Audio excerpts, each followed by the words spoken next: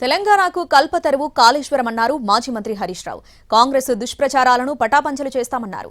Commission ముందుకు తప్పకుండా వెళ్తామని తెలిపారు హరీష్ రావు.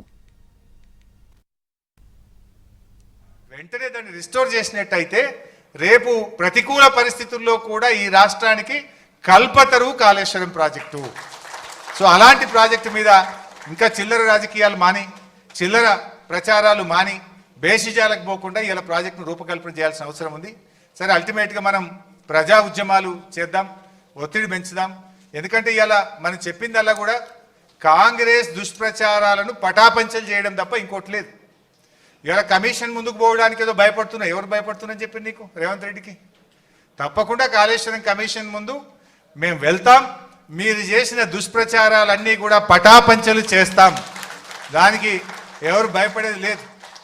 ప్రాణత్యాగానికే సిద్ధపడ్డ నాయకులు ఇలాంటి మీరు చేసే చిల్లర తాటాకు చప్పులకు భయపడే నాయకత్వం బీఆర్ఎస్ నాయకత్వం. డెఫినెట్గా మీరు చెప్పిన అబద్ధాలు, గోబల్స్ అన్నింటినీ కూడా పటాపంచలు చేసి నిజాలన్నీ కాళేశ్వరం ముందు చెప్తామని చెప్పి కూడా మేము